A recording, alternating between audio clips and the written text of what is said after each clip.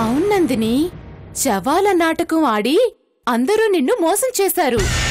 ఆ మోసం బయటపడిందని కక్కలేక మింగలేక నువ్వు చెప్పినట్టు విన్నారు.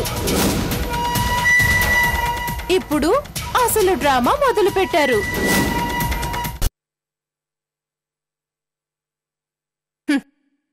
ఇది మీ బాబాయ్ ఆడుతున్న నాటకం.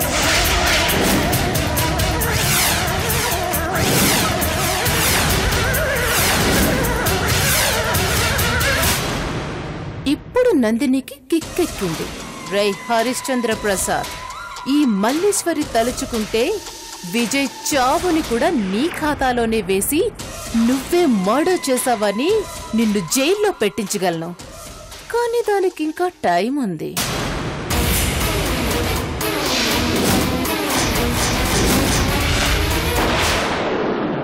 అక్క, ఏంటి నందిని? నేను నిజంగా అమాయకురాలనే అక్క. అసలు నాకు ఈ ఆలోచనే రాలేదు. నువ్వు చెప్పినట్టు వీళ్ళంతా కలిసి నాటకాలు ఆడుతున్నారు. నన్ను మళ్ళీ ఒంటరి చేసి ఆడుకోవాలనుకుంటున్నారు. వదిలిపెట్టను. ఆ జానకిని అస్సలు వదిలిపెట్టను. నందిని, నువ్వు ఆవేశపడకు. నేను వెళ్ళి మాట్లాడతానులే. వెళ్ళి మాట్లాడాల్సింది నేనక్క. సరే, ఉదయమే వెళ్ళి మాట్లాడదాం, సరేనా?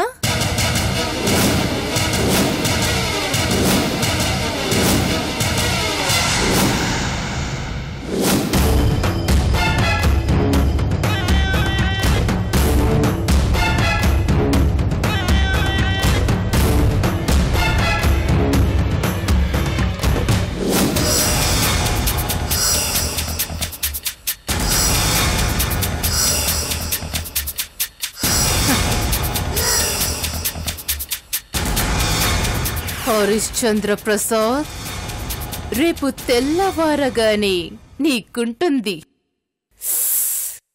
కిక్కే కిక్కు.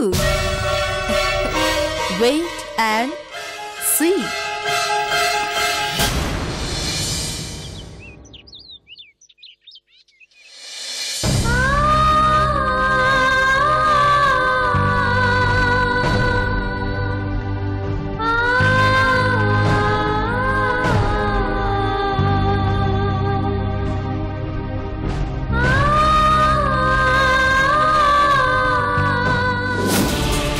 జీవితాంతం తోడుగా ఉంటాను అని మాటిచ్చాను. తప్పుతున్నందుకు క్షమించు.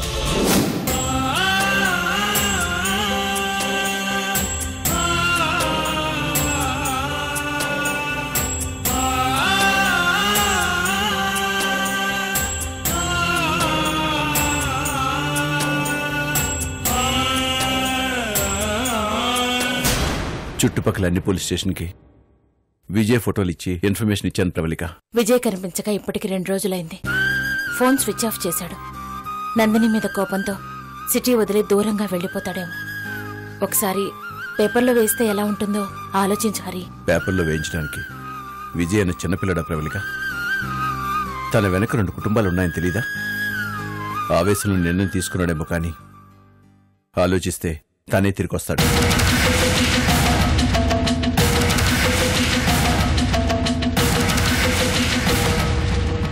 ఆన్లైన్లో ఫోటో కూడా పెట్టాం. 24 గంటల ఇన్ఫర్మేషన్ వస్తుంది. నువ్వేం టెన్షన్ పడకు.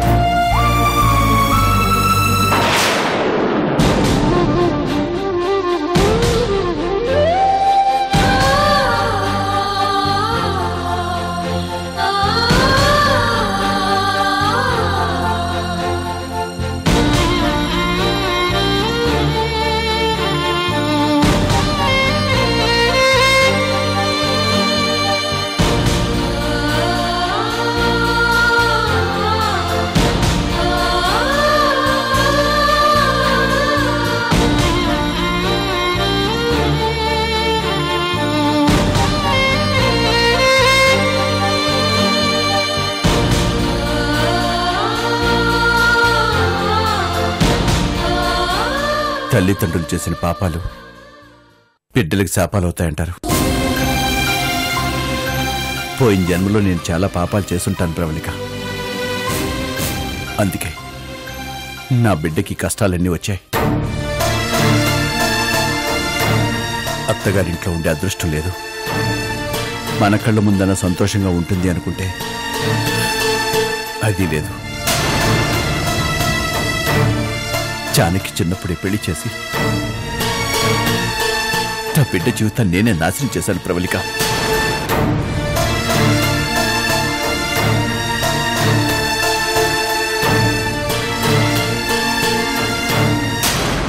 భగవంతుడు నా బిడ్డని చిన్న చూపు చూశాడు.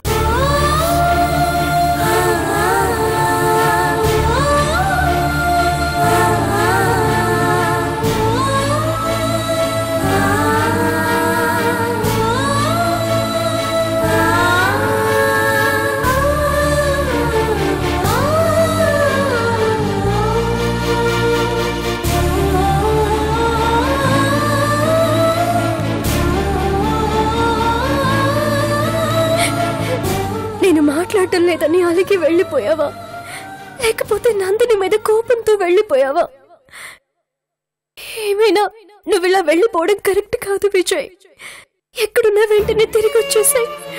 Please please Vijay.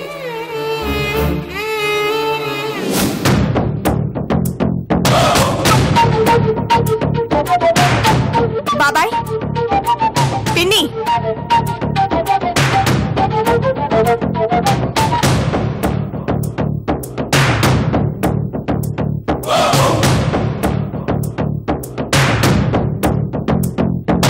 ఇప్పుడు హరిశ్చంద్ర ప్రసాద్ పరిస్థితి ఏంటో తలుచుకుంటుంటే కలకత్తా మీఠా పాన్ వేసుకున్నంత కిక్కుగా ఉంది.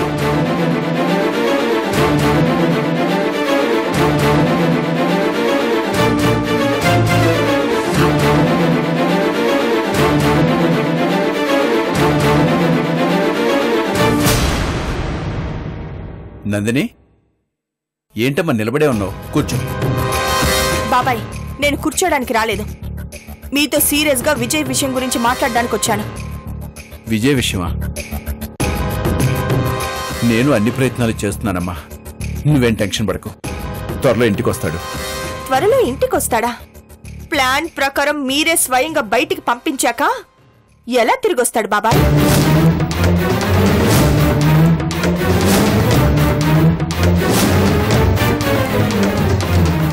ఏంటో మనం మాట్లాడేది? ఏమి తెలియనట్టుగా మాట్లాడొద్దు బాబాయ్. అమ్మా నందిని, నువ్వు అసలు ఒట్టి మనిషి కూడా కాదు. ఎంతసేపు అలా నిలబడే ఉంటావు? ముందు నువ్వు అలా కూర్చో, ప్రశాంతంగా మాట్లాడుకుందాం. నేను ప్రశాంతంగా బతకడానికి నా జీవితం నా చేతుల్లో ఎక్కడుంది? జానకి ఎలా ఆడిస్తే అలా ఆడటమే కాని సంతోషంగా ఉండే అదృష్టం తను నాకెందుకు ఇస్తుంది? నందిని, ముందు నువ్వు టెన్షన్ పడ్డా ఆపే. నీకేం కావాలో, నువ్వేం చెప్పదలుచుకున్నావో నాకు చెప్పు. విజయ్ కనిపించకుండా పోవడానికి వెనుక మీ ప్లాన్ ఉంది కదా?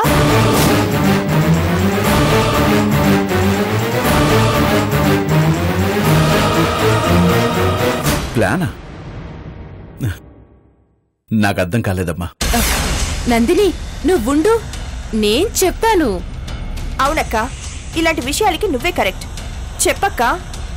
ఏం లేదు బాబాయ్, విజయ్ చనిపోయాడని ఇంతకు ముందు మీరంతా కలిసి శవాల డ్రామా ఆడారు కదా. ఇప్పుడు కూడా విజయ్ని మీరే ప్లాన్డ్ గా బయటికి వెళ్ళమని చెప్పి కొద్ది రోజులు కనిపించకుండా హడావిడి చేసి ఆ తర్వాత విజయ్ కనిపించలేదని అందరినీ నమ్మించి ఆ తర్వాత అరుకులో లాగే ఇంకో చోట విజయ్ని సీక్రెట్ గా దాచి మెల్లగా జానకిని కూడా అక్కడికే పంపి వాళ్ళిద్దరిని కలపాలని మీరు ప్లాన్ చేశారు కదా.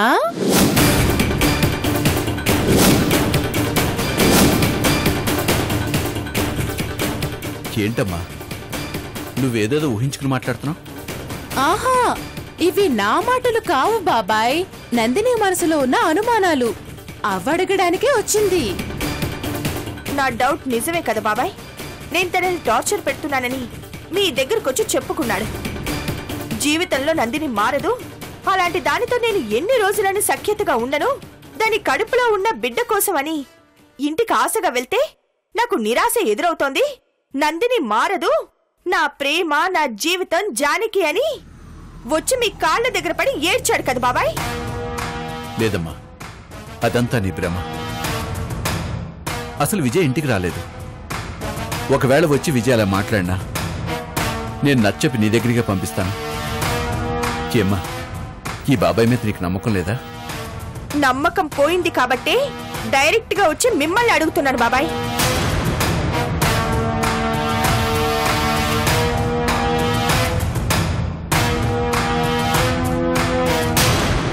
చెప్పండి బాబాయ్, అలాంటి ప్లాన్ వేసే విజయ్ని పంపించారు కదా? నందిని, నువ్వు ఈ బాబాయ్ని జానకి తండ్రిగానే చూస్తున్నావు కాబట్టి నా మీద నింద వేసి మాట్లాడుతున్నావు.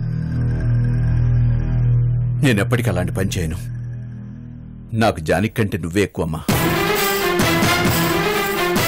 జానకి కంటే ఎక్కువగా నేను నీ గురించి ఆలోచిస్తాను. ఇంటికి వెళ్ళమ్మా, విజయ్ క్షేమంగా ఇంటికి తిరిగి వస్తాడు. వెళ్ళు. నువ్విలా ఏదేదో ఊహించుకుని కోపంగా ఆలోచిస్తూ ఉండడం నీకు నీ బిడ్డకి క్షేమం కాదు. ప్రశాంతంగా ఇంటికి వెళ్ళు. తను నమ్మమ్మా. మల్లేశ్వరి, నందిని తీసుకువెళ్ళు.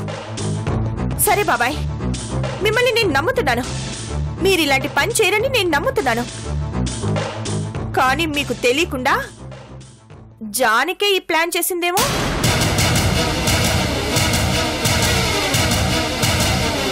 నందిని, విజయ్ నీ దగ్గరికి వచ్చిన తర్వాత నేను తనతో మాట్లాడనే లేదు. మాట్లాడలేదా? మాట్లాడలేదు నందిని. బాబాయ్, జానకి అబద్ధం చెప్తోంది. మనందరినీ మోసం చేస్తోంది. విజయ్ ఫోన్ కాల్ లిస్ట్ లో చివరిసారిగా 1/2 అవర్ జానకితో మాట్లాడాడు.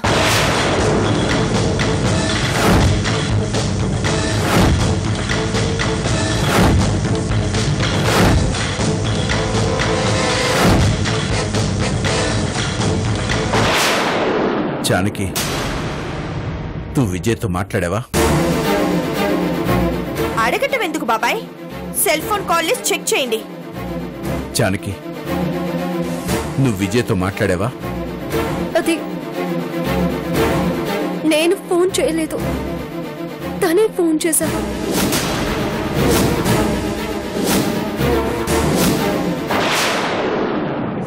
చూసారా బాబాయ్, అది జానకి ప్లాన్. నాకు తెలుసు. ఇప్పుడు నేను చెప్పనా? వీళ్ళిద్దరి ప్లాన్ ఏంటంటే, విజయ్ వెళ్లి పలానా చోటున్నాను వచ్చే అంటాడు. ఆ తర్వాత తను అక్కడికే వెళ్లి సెటిల్ అవుతుంది. విజయ్ జానకిలు కనిపించట్లేదని మనం పిచ్చోళ్ళమైపోయి వెతుకుతూ ఉంటాం. అరకు కథ మళ్ళీ మామూలే. నందిని, నువ్వు ఇవన్నీ ఊహించుకుని మాట్లాడకు. విజయ్ ఫోన్ చేశాడు, కానీ నేను ఒక్క మాట కూడా మాట్లాడలేదు.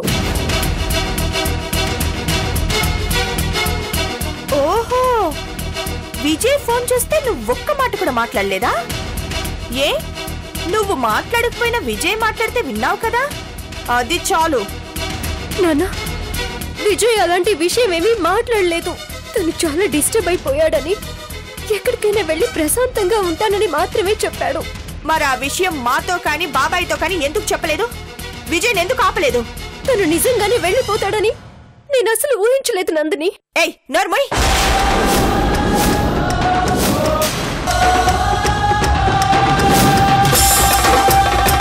మాకందరికి తెలియకుండా నువ్వు విజయ్ పారిపోవాలని ప్లాన్ చేశారు. నువ్వు ఇలాంటి పని చేస్తావని నాకు తెలుసు జానకి. నందిని, తను అలాంటి ప్లాన్ ఏది చెప్పలేదు. నేను నిజం చెప్తున్నాను. అడ్డంగా దొరికిపోయాక నువ్వెంత బొంకినా లాభం లేదు. ఇప్పటికైనా అసలు నిజం చెప్పు. విజయ్ ఎక్కడున్నాడో నీకు చెప్పే ఉంటాడు. మర్యాదగా నిజం చెప్పు.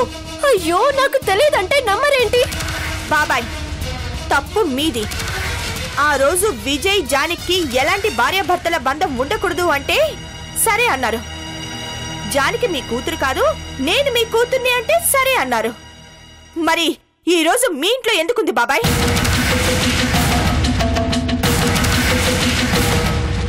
నందిని, తనేమి కూతురుగా ఇంట్లో ఉండడం లేదు, పని మనిషిలా ఉంటుంది. ఓహో, పని మనిషిగా ఉంటుందా? ఏం అడ్జస్ట్మెంట్ చేస్తున్నారు పిన్ని? పైకి పని మనిషి అని చెప్పుకొని కూతురు వండి పెడుతుంటే తింటూ సంతోషంగా ఉన్నారు. కానీ మేము మాత్రం రోజు తిట్టుకుంటూ కొట్టుకుంటూ బతుకుతున్నాం. కానీ అలాగైనా ఉండనిచ్చిందా? అది కూడా లేదే.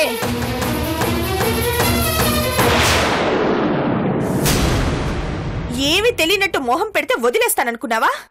నువ్వేం చేస్తావో నాకు తెలీదు. విజయ్ ఎక్కడున్నా వెళ్ళి 24 గంటల్లో ఇక్కడికి తీసుకురావాలి. అయ్యో, నిజం చెప్తే ఎవరు నమ్మరేంటి? అసలు నాకు నిజంగా తెలియదు నందిని. తెలీదు అని ఎన్నిసార్లు చెప్తావే? ఇంట్లో పని మనిషి నాటకాలాపి విజయ్ ఎక్కడున్నాడో వెతికి తీసుకురాపో. వదులు.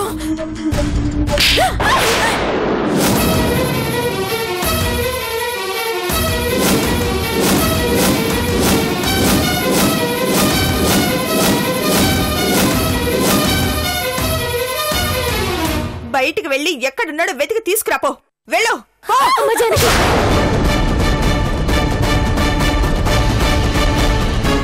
ఏంటమ్మా, నువ్వేం చేస్తున్నావో నీకు అర్థమవుతుందా? పిన్ని, నాకన్నీ తెలుసు. జానకిని ఇంట్లోంచి వెళ్ళగొట్టండి. నందిని, హద్దులు మీరు మాట్లాడుకో. ఏంటి పిన్ని, జానకి మీ సపోర్ట్ ఏంటి?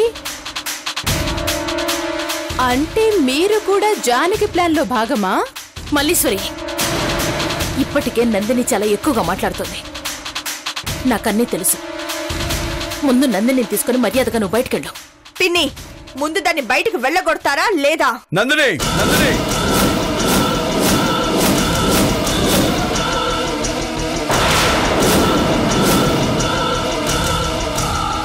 మాట్లాడింది చాలు. ఏంటి బాబాయ్, కూతురు కోసం మీరంతా ఒకటైపోయి నందిని గొంతు కోస్తున్నారు? ఇక్కడ నందినికి సపోర్ట్ గా ఈ మల్లేశ్వరి ఉంది. మీ ఆటలు సాగవు.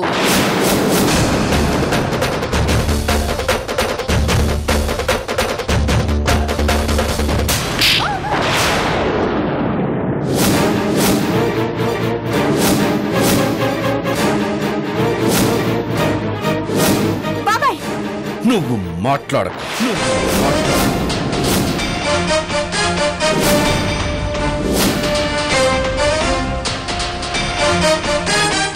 నీకోసం నా బిడ్డ జానకి చాలా త్యాగం చేసిందమ్మా. ఒక రకంగా తన 100 ఏళ్ల జీవితాన్ని నీకు అర్పించింది.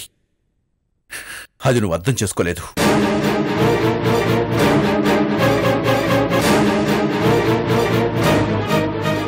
నీకు న్యాయం చేయడం కోసం విజయ్ని వదిలేసుకుంది.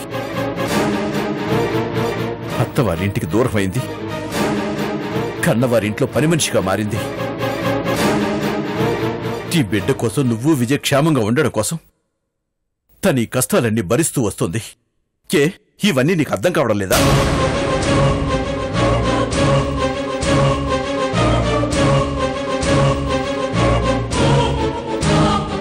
ఆ రోజు నువ్వేం న్యాయం చేయమని అడిగావో అవన్నీ చేశాను. విజయ్ నీ దగ్గరికి వచ్చి క్షమించమని అడిగాడు. నీ బిడ్డకి తండ్రిగా నీకు తోడుగా ఉండడం కోసం నీ దగ్గరికి వస్తే అలాంటి వాడిని క్షమించి దగ్గర తీసుకుని నువ్వు సంతోషంగా ఉంచాలి. నువ్వు చేసావా? చేయలేదు.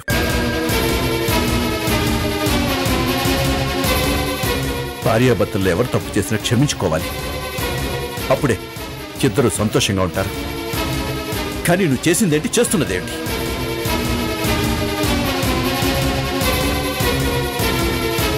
ప్రతి క్షణం విజయన్ హింసించావు. తను చేసిన తప్పుని పదే పదే గుర్తు చేస్తూ నువ్వు బాధపడుతున్నావు. చెప్పుడు మాటలు విని నీ సంసారాన్ని నువ్వే నాశనం చేసుకుంటున్నావు. చిక్కడైన కళ్ళు తెరుచుకుని మేలుకో.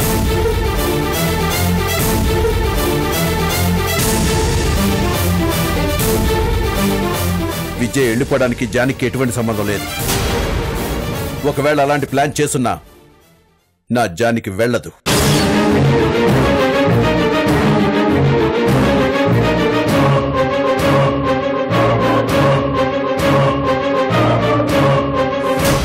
ఈ క్షణం నుండి నాకు తెలియకుండా నా జానికి ఇంట్లోంచి బయటికి వెళ్ళదు.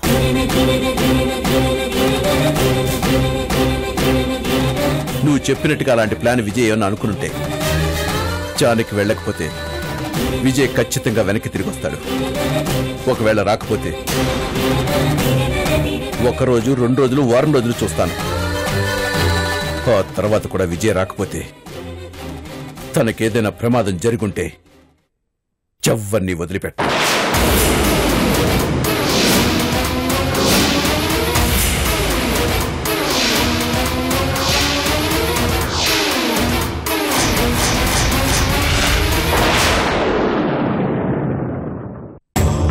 అవును, మీ నాన్నలో అంత కోపం నేను ఇంతకు ముందు ఎప్పుడూ చూడలేదు. కూతురు తన కళ్ళెదుట బాధపడుతుంటే ఏ తండ్రి చూసి తట్టుకోలేడమ్మా.